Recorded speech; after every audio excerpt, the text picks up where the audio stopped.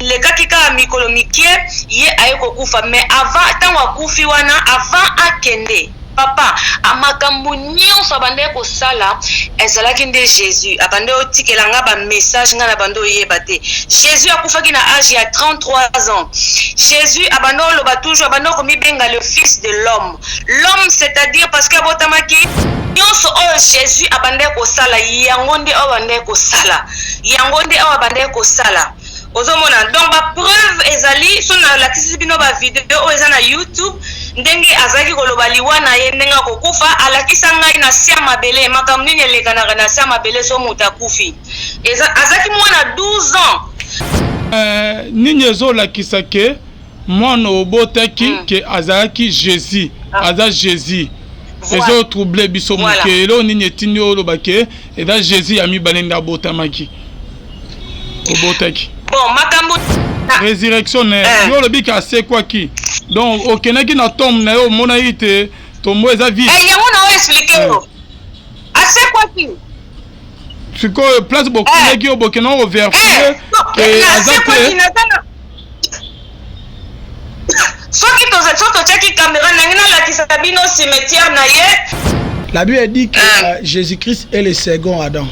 Or, lorsqu'on parle de second, cela veut dire après second dans Moussou Sazalate. Parce qu'on a qui va cher de poulet au lobby qui aujourd'hui révélation d'Ambaïbiso Koboti Jésus.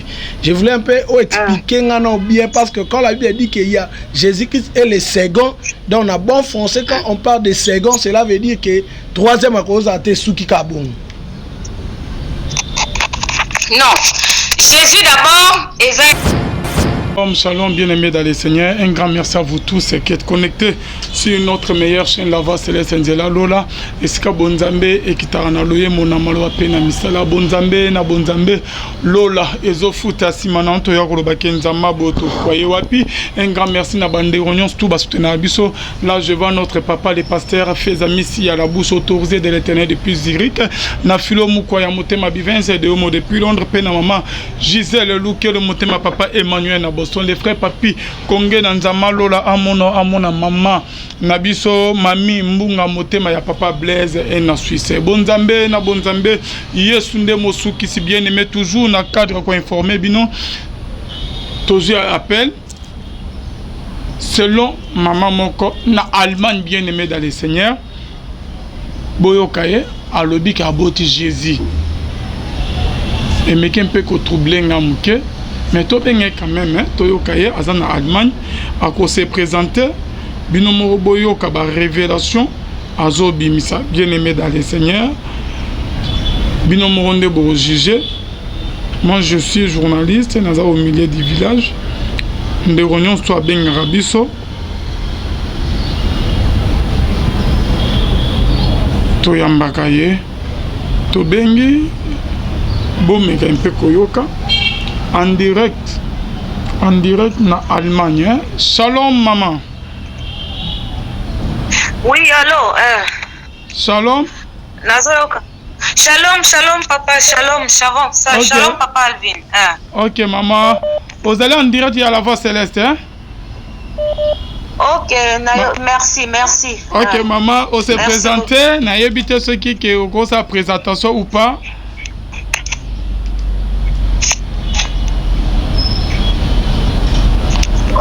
Allô? Bon, Gaï.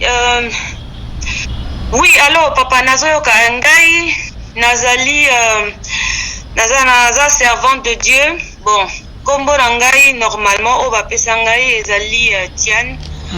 Mais, vu que dans ma communion, on a vivre, Nzambe Moto, Asala Inga grâce, y a un peu Sanga Kombo, Nakoma Gracia du ciel. Okay. Donc, na vivre makambo belé mais yango nzambe apesanga kombo na poise apesinga deux donc grâce quoi asalinga grâce na vivre nazo vivre sikoyo pour nous nazaki avant obi ovandi wapi boye oza wapi na pays nini naza na Allemagne ville onga na vandi eza kombo nango Wuppertal. OK avandi na Allemagne. OK mama Gracia makamni nza masalelo pona kelelo a changer au combo apesa au combo mususu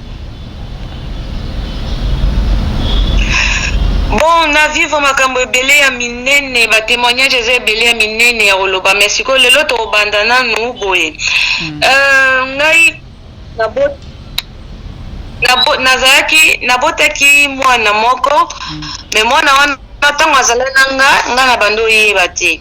Abotamaki napesa bino date ya année oyo abotamaki le 3 mars 2006. Donc le 3-3-2006. Donc eza lelo nde jour abotama. Lelo za anniversaire na ye, donc depuis akufa na âge à 12 ans, donc siko yango kokisa 14 ans, donc lelo eza date anniversaire na ye le 3 mars 2006 nde abotamaki. Okay. Bon, sikoyo ye tango azalaki na vie nga na bando oyeba te. Or que makambo nyonso abandaki kosala abandaki nde kotikelanga ba message nga na yebaki te. Tango akomi prête ya kokende 3 jours avant kufa nde nayaki komona Nzambe alakisi ngai, ayaki kolakisa ngai, namonaki ye mwana azosolola na mutu moko likolo, mutu yango aza géant likolo, esprit moko boye Yesu ko azalaki na se, mutu na atele aota likolo ba solola.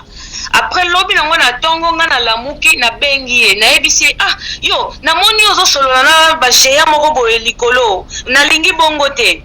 Atalinga aseki. Sikoyo eleki susu jour moko nde na ye komona ngai do ezalaki nde nga mutu falaki balinga nde balekisa nga na famille. Après na ye komona namonaki membre ya famille na nga elongi na ye namonaki moko boye, et puis mususu namonaki atelemi na gauche, mususu atelemi na droite, et puis liboso na nga batumoli ba mabulu ebele o bakunda bato. Après ngai na kati ya ndoto wana nazwi tombe moko na dindisi na kati na bibino mibale ba odinda na kati, après na lamuki na pongi. Alors que ezalaki ba message Nzambe bando opesa ngai na bando comprendre te. Donc liwo wana ezalaki ke ngande falaki na kende, sikoyo Nzambe nde namonaki ye mwana abande kosolola na géant moko likolo, donc Nzambe azoyebisa ye ke ngongano ekoki ozonga. Yango wana elekaki ka mikolo mikie ye ayeko kufa, mais avant tango akufi wana avant akende papa amakambo nyonso abandaki kosala ezalaki nde Jésus abandaki otikelanga ba message nga na bando oyeba te. Jésus akufaki na âge ya 33 ans. Jésus abandaki oloba toujours, abandaki komibenga le fils de l'homme. L'homme, c'est-à-dire parce que abotamaki basalaki l'homme le 6e jour. Oyoki, donc 6 eza na kati. Et puis tant on a vérifié qu'année où Jésus a botamaka na Bible, tant Marie a zoa kize mezaki bazayo sala ba recensement na ba période wana. Na talaki année wana et tombaki quelque part na l'an 6. Na l'an 6. Bon, et puis date au bâti la biso le 25 décembre, ça faux. Jésus a botama na décembre, Jésus peut a botama na mars. Soto landeli yango bien, soki bokoti na Bible bomoni ndenge Elisabeth tango azaki na zemi ekomaki ya 6 mois, l'air ange Gabriel ayaki pa Jésus, ayaki pa Marie po ayebisaka obota mwana. Donc na 6e mois ezaki déjà ba juin. Donc Marie tango ange azoyebisa ye ezaki ba juin. Donc so calculer que ma Marie bandaki ba juin tina kobota na ye, donc Jésus soto calculer bien abotamaki vers ba le mars. Ba mars bilo wandengo. OK. Sko mama nini ezolakisa ke mwana obotaki ke azalaki Jésus, aza Jésus. Ezo troublé biso moke elo nini etini olobake eza Jésus ami balenda abotamaki. Obotaki. Bon, makambo nyonso abandaki kosala mikolo avant kufa, mikolo miketi kalaki avant kufa, une semaine avant ou 2 semaines avant, akomaki kotambola makolo ngulu na ndako. Akomi otikelanga kaka makolo basapatu. Mukomsuto avant 2 jours 3 jours avant kufa tokende magasin tosomba na mona sumika basapatu. Asombi basapatu milai ya makolo eleki milai. Nalobi mais okay ya yebi makambo azosala ngana azoseka. Après avant akufa abandaki kosala ba vidéo, même si ko so na bina pesa bino ngo eza na YouTube ba vidéo oyo abandaki kosala ba vidéo, abandaki koloba liwana ye. abande osala ba je moko boye eza na YouTube ba video yango eza na YouTube nde tolo bano eza na YouTube atikelaki ngai ba étape nyonso azaki osaba abande préparer étape ne tout ya liwa ndeka bande koloba sikoyo portable na ye moko propre o azalaka nango parce que nga azaki déjà na combat na kata famille balinga balekisa ngai donc ye ayaki mission donc mission na ye ezalaki pour protéger ngai poto nzambe asala nanga likambo o fallait que salema donc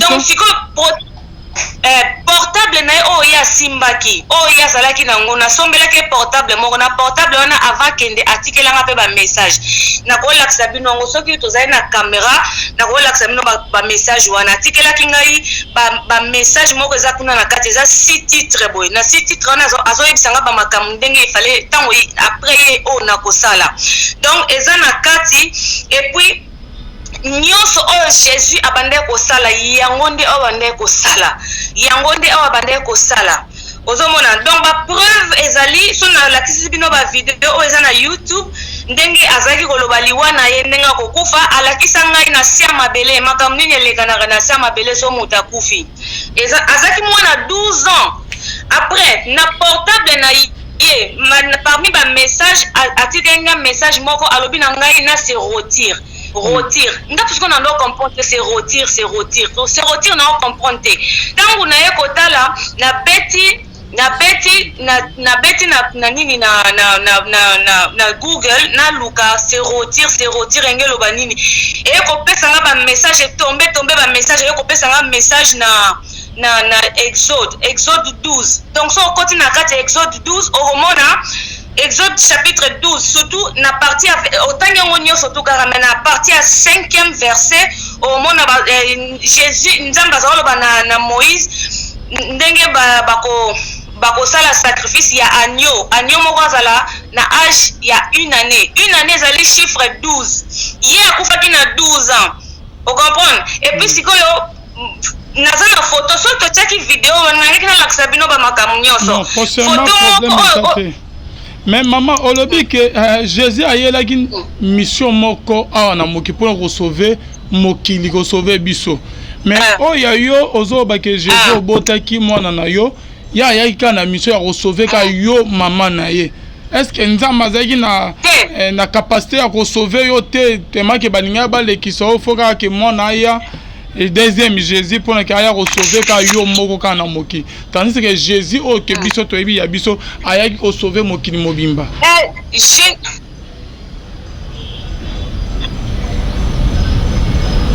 Allô maman bon na wana ce qu'on a expliqué au boy c'est quoi ça boy omoni Jésus nzambe na époque wana yo nanga to bota makate Jésus ayaki po na monde entier mais si konde to za boy même na kati ya famille na yo so kinet na famille na ngai batu nyonso baza ba franc-maçon na kati alors mission et Jésus ezali esprit vous comprenez Jésus ezali esprit akobotama esika nyonso akoya esprit wana so nzamba tindi yango ekokota soki na famille na yo misala eza ya mabe nzamba kopona par rapport à génération o bozali kopona mutu moko oyo azali oyo akomona ke oyo akoki kozwa zemi okomona kobota mwana moko mwana wana koporte esprit ya Jésus. Vous comprenez? Jésus ayaka na ba façon ebele aza esprit. Nzambe a travaillé na ba façon ebele. Na ba période o bango o Jésus ayaka pour na monde entier parce que mabele kaka pa ba juif et pas ba juif baza bakotaki ba science occulte yango ayaki po atmemela bango lumière. Donc na famille na ngai onde nazoloba na oboye ba science occulte elekindelo bakote na franc-maçonnerie bazosala misala ya mabe alors ngai mutu nzamba ponaki nazala seul o nzamba bimisi na famille wana ngai mutu fallait na porter semence wana na ya Jésus na bon mwana wana yaki na mission omoni eza combat munene siko likambo il fallait bima monde entier il faut bima monde entier et pour eza likambo black te pende na zabwe avant mwana kufa na kotangelo akomaka lettre moko boto abanda ko préparer déjà yeba ka kufa ndenge Jésus ka banda lo baliwa na ye akufa 3 jours après akolamuka akozala trahi le fils de l'homme sera trahi assez quoi na cimetière na cimetière so na bina l'action vidéo jour on a vanda ki ton papa akufaki na septembre 9e mois d'abord ezali donc 3 fois le Saint-Esprit, il y a Père, 3 fois Saint-Esprit, il y a Fils, 3 fois Saint-Esprit, il y a Saint-Esprit. Donc 9. Akufaki le 3 9e mois 2018. Omoni, si 2018, si akufaki le 3. Bon, bayaki kokunda tokundaki vers le 14. Le 14. Si 3 mois après vers décembre. Jésus a c'est quoi qui un dimanche. Jésus a c'est quoi qui dimanche. Maintenant c'est quoi yé aye ko c'est quoi na décembre jour on a vandi na ndaku na vandi ka nazolela pona zoki ba taki ya ndenga mukete ba famille ba sasinga ba famille ba salenga mabebele na vandi ki na salon nazolela na olela na mona kaka nzambe ndela zabo na koma solo na nzambe na solo na nzambe ayo message na résurrection yo le bika c'est quoi qui donc okenaki na tombe na yo mona ite tombo eza vide yango na expliquer yo c'est quoi qui siko place bokenaki yo bokena o vérifier que azate soki tozoki caméra nangina la kisabino cimetière na ye tant bakundaki parce que avant ko tia tombe il faut kozela un peu mabele ekita on a potonde système na bon basalaka sikoyo na vanda kika boy na ndaku na okanza mazobisa ngai ba mort na bino ba vivre apesenga ngona Esaïe zela natala Esaïe ezana Esaïe ezana ta versango apesenga ngona Esaïe ezela Esaïe ikoza. Ok. Mama Bandela, na bansu koyoka ote. Tango okendeki bokei bo enterré ye. Olobi ka se quoi qui? Tango bo ozongaki na tombe na ye. Bo verfiaki na cercueil bo fongoli bota na cercueil soki ka se quoi qui? Ezalaki vide ndenge ya Jésus komaki vide ou comment? Omoni, la parole de Dieu, tout est spirituel. Tout est spirituel, Papa Alvin. Omoni, mabele bukanaki esaki tremblement de terre. Omoni apena ke bukanaki esprit ou te bimaki. Na cimetière, esprit na ye bima na se mabele. Non, c'était quand bokena cimetière. Obi? Bokena cimetière 3 mois après. 3 mois après, Jésus a c'est quoi qui 3 jours. Donc, qu'est-ce que vous avez poussé pour aucun cimetière? Rien ne m'a poussé, c'est Dieu qui m'avait dit. Après, c'est un message n'a pas nanda kunga moko nazolela. Ayo azoye bisanga solo na nzambe sikonde na koma solo na nzambe. Aye bisinga que vos morts vivent. Après, c'est un Esaïe, zena talango Esaïe 25 ou bien 19, zena kota na Esaïe. Non, toi qui après c'est un Esaïe, ayebisinga que vos morts vivent. Kende kotala ye na cimetière omona azali susute abimi. Omoni, nde yango sikoyo 3 mois après wana nde na kende na cimetière na ke kotala na moni mabele na sala ba photo eza awa et sala ki tremblement. Et sala tremblement et sala ki tremblement de terre. Et ça là qui tremblement de terre mabele ni faisait ko buka na kangaki yango photo na kangaki yango ba photo et puis donc à c'est quoi qui ezaki dimanche qu'est-ce qui vous assure que moi na c'est quoi que vérifier na cercueil que corps exact ou comment? Non mabele cercueil ezana se mais na likolo ya ndenge bazipaki e bukanaki et ça qui tremblement de terre omoni.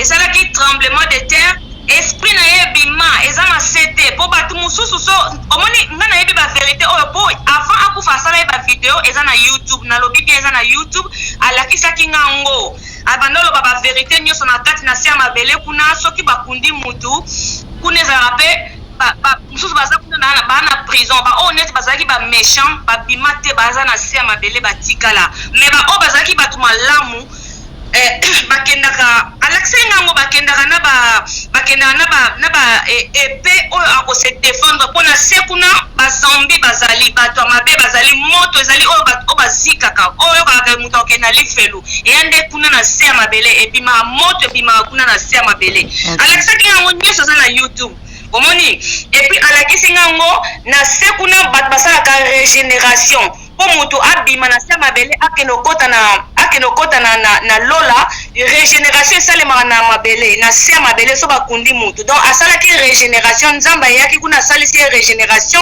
après abimi mabele esala tremblement na bafoto. Bon, la parole de Dieu ezali esprit. Oyo Jésus avivaki na époque wana oyo yonanga tozalaka te. Donc comment vivre par esprit. La parole de Dieu est spirituelle, ezali charnel te bonde makabo. Et puis on a vivre par étape ebele.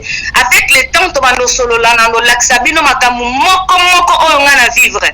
On a concernant la maman il y a eu des prophètes oyo basakola qui venaient à Jésus. Mais batika kolobela deuxième Jésus te que ekozala na maman mon Allemagne ya robota deuxième Jésus. Wana bongo te na lebisio ke nzambe atravaillaka Jésus ezali esprit nzambe kokotinda esprit wana ekei na mboka mosusu eke bota mapa mwasi moko boye kuna pe omona makambo pe salemi bongo. Donc nzambe azo travailler te siku neti siko bitumba nyonso na bunde na ba franc-maçon na suka awa po babengana kingai na souffrir libanda na gagner to gagner nzambe alongisi ngai ayoko pesa ngai réponse na juge verset chapitre 6 na komi juge ya Israël ngai naza juge bakomi singa juge ya Israël mais physiquement boye ndonto solo no boye ba framaso ba yebi kenga siko esprit na ngeza makasi ponde na zabe ba framaso ba luka ngai balingi bazwanga na travailler na bango po bango balobi ke bango ba travailler ba coopéraka na esprit le ki makasi po bango ba luka ka le sang de Jésus po ba et comme ça ba makasi ba siko ba yebi kenga na makasi yango ba banganga omoni ba framaso ande bango nde babomaki Jésus obotaki talaka mona botami kana 6 ans papa kufi.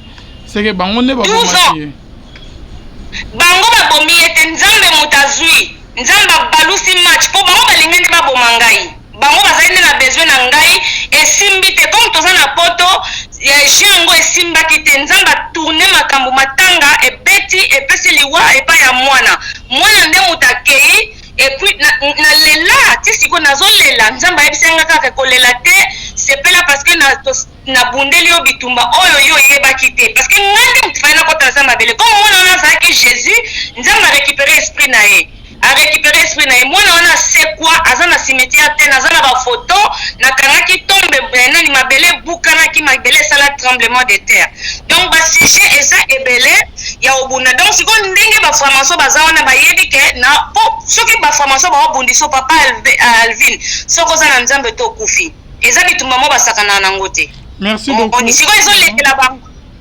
toza pe na ndeko moko pe azali prophète alinga a intervenir a poser au moins mituna okobusa na prophète Gédéon par rapport na ndenge ayoki yo alobi kaka na ba question fa pona a poser yo prophète okotuna bonjour maman. Bonjour papa, bonjour. Ah, que Dieu vous bénisse. Maman Nani.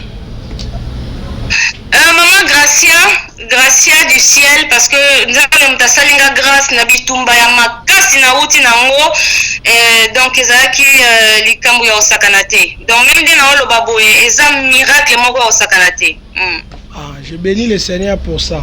Bon, on a l'année intervention na yo na l'année de bozo sur papa Alvin na limina la question moko simple. La Bible dit que Jésus-Christ est le second Adam. Or, lorsqu'on parle de second, cela veut dire après second dans Moussou Sazalate. Parce qu'on a qui va cher de poulet au lobby qui aujourd'hui révélation d'Amba Ebisoko Boti Jésus. Je voulais un peu expliquer bien parce que quand la Bible dit qu'il y a Jésus-Christ est le second, donc on a bon français quand on parle de second, cela veut dire que troisième à cause de Souki Kaboum. Non. Jésus d'abord est un esprit. Tant que Jésus a zala, tant que Adam et Ève nzamba sala bango na yo nanga to zala kité. Et puis Bible ezali spirituel. Na vivre et puis un autre exemple. Oui, est-ce que tant que ndenge Moïse a katisa bana Israël kana? Oyebi ndenge le kana na Bible na tango sikonde to sambela bo soki po muta bima na Israël na Égypte abima po kende kana. Abima aleka désert. Oyebi ndenge le kana ngai na leki yango na traversaki na traversaki mer rouge nzambe abimisaki nga parce que nazalaki na kati donc famille na nga baza bafranc-maçon donc nzambe falaki abimisanga kuna mpe ezalaki grand combat sikoyo na bible totangaka yango Moïse abimisa bana Israël na Égypte ndenge nini abimisa bango mpo bakende traverse mer rouge oyebi ndenge elekanaka traverse ya mer rouge wana sikoyo ndenge toza na epoke oyo ngai na yo tovivre oyebi ndenge elekanaka ngai nalekanaki na traversaki mer rouge sikoyo ndenge na explique parce que la bible ezali esprit donc ezali esprit oyo nyonso tu tomonaka baimage tututu eza yango te spirituellement elekanaka boye mer rouge oyo ngai nakatisaki période wana ezalaki je ne pouvais pas pécher donc nakokaki kosala lisumu te donc nazala saint navanda kinga po période na traverser mer rouge nazo traverser ebale donc je pouvais pas faire lisumu ou bien bima na mobali ou bien lala na mobali ou bien sala eloko moko ya masumu jamais il fallait navanda calme kimia ti période na tango ekolekana yango na nde mer rouge na wana traversaki parce que na mer rouge siko to traverser ezali te ko mona ebale ya munene efungwami ozoleka na ndenge Moïse asalaki na bana Israël non parce que totanga bible eza spirituel omoni siko Jésus bible elobi boye na Isaïe 8 verset 20 Isaïe 8 20 elle dit à la loi et au témoignage c'est-à-dire la loi le temps de donc c'est-à-dire la loi au temps de Moïse, tout était physique. Hein? Le temps de témoignage, c'est le temps de Jésus. Pour confirmer d'abord ce que tu dis là. Jésus-Christ a inauguré sacerdoce, ok, tout est devenu spirituel. Donc, le loso totea kanamoko spirituel, totea makamwana nyoso spirituellement. Vous voyez? Bon, la question maintenant est celle-ci. Jésus-Christ, depuis Mukoloka et à Pentecôte, l'air Saint-Esprit a quitté Banda Jouwana, c'est le temps de l'esprit. Or, lorsqu'on parle de l'esprit, ce sont des choses spirituelles. Oh, mutakoyiko simbate, akoyiko monate. Eza makambu ya molimo. Alors, loko les makambu molimo. Moi, maintenant, ma question, na tout na boy. Malgré ce sont des choses spirituelles. Na tout na boy. Et loko nini, parce que Bible lobi, il y aura rien de nouveau sous le soleil. Et loko nyo sezo salama lelo c'est salama. Donc c'est salama nango lelo eloko asikezate. Mais Bible zolo banango lobi ke hein Jésus Christ akoyaka pona enlèvement. Mais sikoyo mnde yo zolo bake obotaki Yesu. Ne place maele nango suka ngona luka o expliquer ngana obotaki Yesu. Son abina lukelango place prophétiquement parlant par rapport aux écritures. Non, mon place ni n'a placé pensée en athée. Bon, n'a biso d'abord moi Jésus a couffé na âge 33 ans. Bon, moi na boti abotami le 3 roi. Lelo ezakut anniversaire na le 3 mars 2006. Bon, sikoyo et na peso ba preuve oyo nzambe mutapesa kingango. Omoni po ngamo pe na yeba kitenga na botaka mwana le 3 mars 2006 mais na yeba kinangate et puis tango azokufa portable na ye atikelanga code pona fungola portable po na kota na kati na portable na fungola portable pona utiliser atikelinga code ango atikelinga 3 après sangisi na date anniversaire nanga le 17 atike donc 3 ezali d'abord Jésus. Voilà il faut yebango 3 eza Jésus. Siko Jésus yimoko tango Jésus ona obiso to yebi ya Bible bande ko loba bande obenga le fils de l'homme. Le fils de l'homme parce que l'homme a seulement na 6e jour. Oyoki a seulement na 6e jour. Et puis nga siko na zaki na c'est limité on a de na vérifier date au Jésus a kufa a botamaki. D'abord date batie la biso le 25 eza lokuta munene. Na vérifier kiango na parce que na non comprendre na solo na nzambe ndena abo na solo la nzambe soleil ndenge za nzambe aeksa donc siko na sala la na travailler nzambe azatindinga il faut makambo ebi ma monde entier na sala l'église il faut nzambe na za tranquillité pone na za na surveiller makambo nyonso na osala et kombo na ngeza likolo batala kanga nde nazoya biso boye eza jete makambo na olobano. Donc Jésus na vérifiaki date ya nne na ye ya naissance. Jésus abotamaki tangu ange Gabriel ayaki pa nani Elisabeth akomaki na zemi ya 6 mois. Après tangu ake pa Marie Marie ayekobisa Marie kaka nani le quoi l'ombre de couvrir yo ya nzambe so tokoti na passage na Bible ndenge loba couvrir yo okozwa okobota mwana. Donc tant que ange akei Marie atikalaki abanda zemi wana. Siko na 6e mois Marie abanda zemi na ye ya Jésus. Siko so to calculer 6 na juin Marie abandi zemi juillet akomi na 1 mois 2 mois 3 mois so to calculer Jésus abotamaki na mars le 3 abotamaki la mars. Siko so to tiki to silisi wana période o Marie azoke no bota. Allô? Voilà. T'es à Luka Père spirituel. Cathy, problème en connexion. Ok. Prophète, point au sucre, sa réaction non par rapport à. Non, réaction Zali, maman nangai. Non, c'est pas la bouée. Avant aux avoir risque à ma casse bouée, na sagesse, tu dois chercher d'abord un encadreur spirituel. Hein? Et cet encadreur là va t'aider. Yosa contre ma camarade. Mais bibliquement par là, ça n'a pas de sens. Et où tu as wapé? Moi, tu as fondé, Jésus a mort pour l'enlèvement, il y a l'église. La Bible dit, Dieu étant aimé le monde, Jean 3,16. Il a envoyé son fils unique. Car quiconque croit en lui ne périsse point, mais qui ait la vie éternelle. Mais Jésus, ce qu'on a eu les sous-sous, parce que Jésus a koya, a yande pour na kolongola ba santu. Les moutazolo bakenase a boebete. Bible lobi na Jean 5 verset 28 à 29. La trompette sonnera. Bato bakufina Yesu ba oza ressusciter. Et bon milimo oya lo bakenda ki nango basali we non. La lieu où vont les choses, la maman a faire trop attention. Makamba bébé ça ba tout pe mitou. Comment ça? La liboma, bando traiter le rôle à folle. Et là, il faut ça, les a, à l'oukano un encadré spirituel, avant de m'anabaler public. Encadré à solo, là, moutou, mouta aidé. Elle maîtrise pas. Mouta créé la chiffrologie à Yemoko. Moi, on a botama le 3 mars égale à 33. Papa n'a fondement ni. Ça n'a pas de sens. Et tant qu'un homme spirituel n'a pas été peut-être, moi, je ne suis pas un envoyé de Dieu, mais à l'oukane moyen, on a le bien un père spirituel pour les recadrer. Tu vois, pour de père que ma camolo, c'est-à-dire un père spirituel va l'aider à recadrer les choses, va l'aider. À quoi le banaïbi bamabilo ko le boy le kilo makasi. Là yo le banamunokono que yo bota Jésus. D'ailleurs, je ne sais pas, d'ailleurs, quand écoute émission à Katikati, papa moi na waza. Papa moi na. Otuna gete. Il faut bon, na habité. Ceux qui n'ont pas émission, il faut d'abord otuna.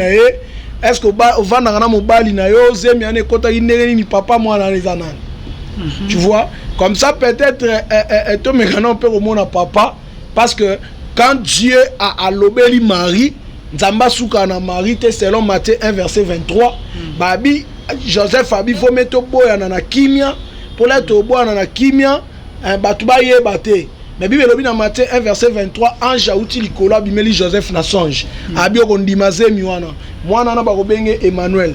Alobi makambo ebele akoikoloba na Joseph. Pourquoi? Parce que lokola mwasi ayoka ki fait mobali pas à la confirmer na likambo ezo salama.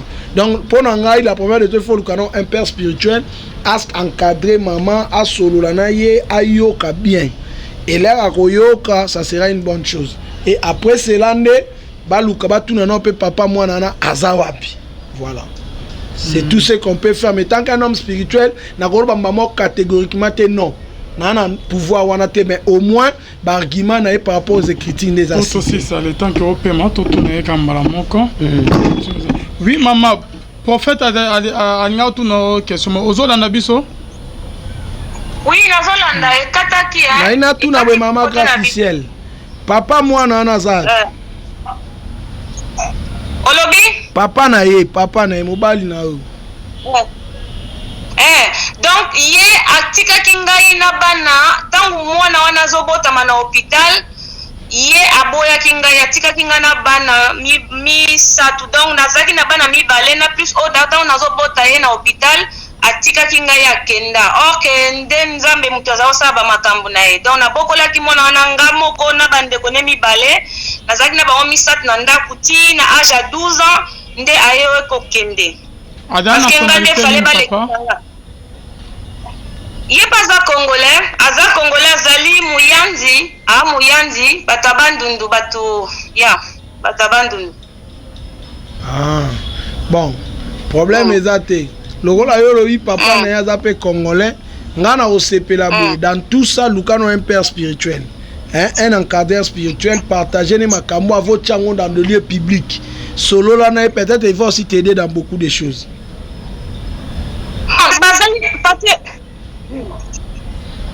papa nanga sikoyo makambo depuis na vivre bamakambo na solola na nzambe ça fait 2 ans depuis moi nakenda depuis akenda donc batu awa na poto eza te neti bino na Congo nde boza kuna awa ba faux homme de Dieu bango tu baza na kati ya franc-maçon ya niveau mukete sikoyo ba vérité oyo bango baolinga ngo te baolinga kofina yango ndenge baboya kaka Jésus to omoni po eza ba vérité ya makasi et puis nde nazabwe ba franc-maçon bayebi ke naza makasi élevé spirituellement parce que nzambe apesenga pouvoir moko makasi bango moko ba pasteur oyo babanda okota na Facebook nanga bakoma kolukanga bayebi omoni donc ba père spirituel awa bazate mais toujours travailler na nzambe po nzambe apesanga ba message tous les jours donc sikoyo ba période nezaki très souffrant na souffraki mingi sikoyo ezosenga kaka to travailler na bato baza pena dans le Seigneur ya solo bato pena bayebi o baza na kati ya misala ya bafranc-maçon te baosangisa Jésus nzambe na franc-maçonnerie te o bazali pur na parole de Dieu ngande na donc toza na bango po to travail po nde naza bona nga moko nazoluka sikoyo église esalema parce que nzambe alobi il faut esalema omoni po bato mpe bazala sauver ozomona Jésus eza esprit Jésus ekoko ya même na famille na yo soki na famille no makambo kindokeza makasi nzamba kotinda Jésus moko kuna po akende kosala musala eza bongo maman grâce je crois bien que prochainement nous courons derrière l'État na obengo lisusu to pe kosala suite ya émission toza ba réaction ya bandeko balandi biso merci beaucoup merci papa amen Ok, prophète, je dois pour aussi message dans Yasuka. Message dans Yasuka, c'est maman a besoin d'encadrement et à lire où vont les choses, sur la attention, à Roko, et même et banda boeti pour mon. Mais il y a le bigazo sur Nanzambe direct. Mais Moutounio ça sur la Nanzambe non. Est-ce que Moutounio toi dans le Saint-Esprit? Il faut sur la Nanzambe. On peut que sur la Nanzambe, au sur la Nanzambe dans sa parole.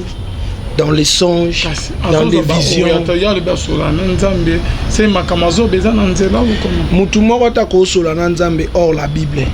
La Bible est le roi thermomètre na biso. Ce que pour nous autres sur nanen. Voir ayoka Isaïe nanen. Ce qui a sola Nanzambe papa makambo lobo, il faut revoir non qui est ce Dieu là.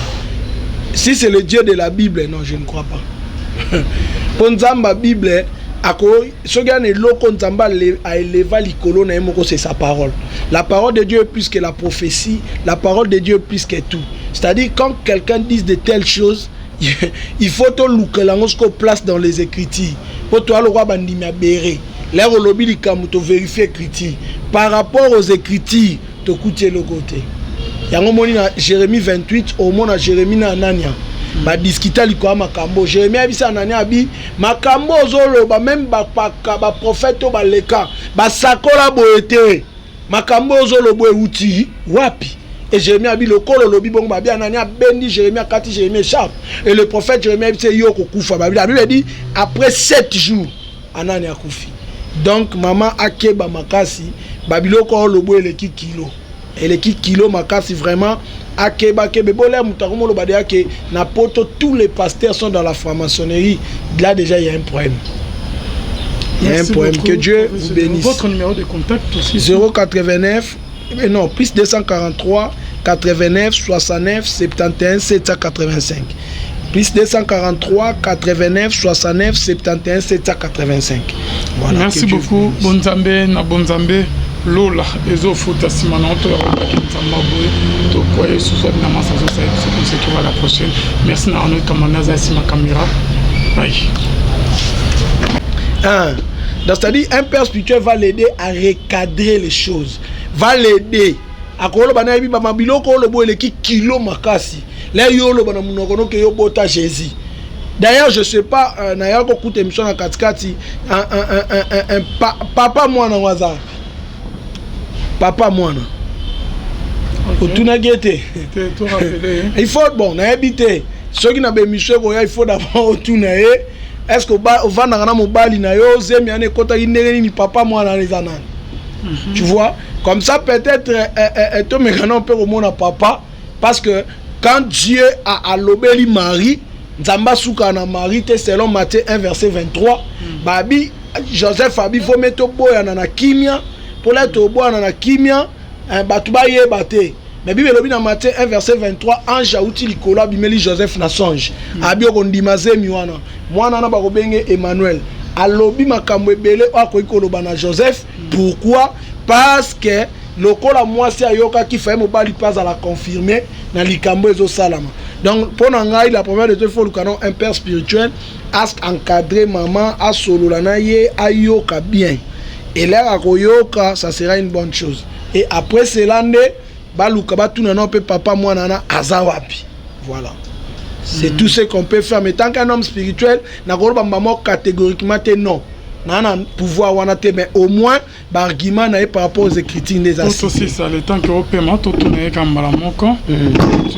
Oui maman, prophète a ngautu no question ozolanda biso. Oui nazolanda ekataki hein. Na ina tu na maman officiel. Papa moi na nazar. Olobi? Papa na ye mobali na yo.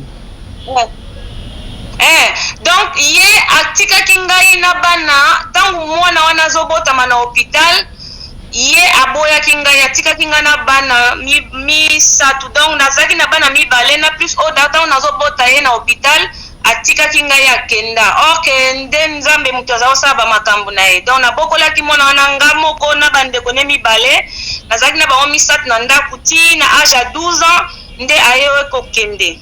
Adana papa. Ye pas za congolais azali muyanzi batabandundu batu ya batabandundu. Bon problème ezate lokola yo lobi papa na ya zape congolais ngana osepela bo dans tout ça lukano un père spirituel un encadreur spirituel partager les makambo à votre chango dans le lieu public solo là peut-être il va aussi t'aider dans beaucoup de choses.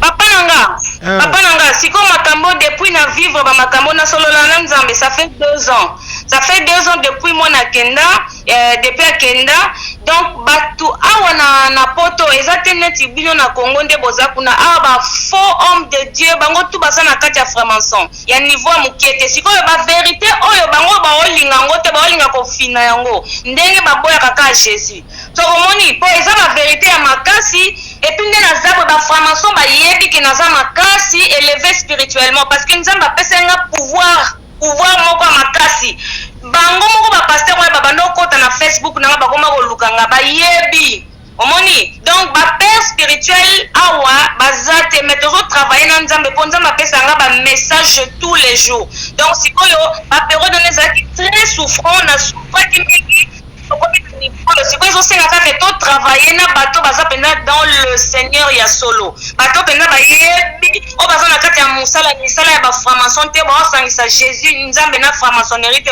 o bazali pur na parole de Dieu ngande na donc toza na bango po to travail ponde na zabo na anga moko nazo luka siko église esalema parce que nzamba lobi il faut esalema au monde po batu pe bazala sauver. Ozomona Jésus est un esprit. Jésus est beaucoup il y a même na famille na yo. Soki na famille no makambu kindokeza makasi nzamba otinda Jésus moko kuna po akende ko sa musala. Merci beaucoup, maman. Je crois bien que prochainement Nous courons derrière l'État. Nous avons des sous-tomes pour ça la suite il y a émission tous les réactions à Bandeko Balandibiso. Merci beaucoup. Merci papa. Amen. Ok, professeur, je donne pour aussi message dans Yasuka. Message dans Yasuka, quand maman a besoin d'encadrement et à lire où vont les choses, sur la attention, à Roko, et même et Bandaraboeti pour mon.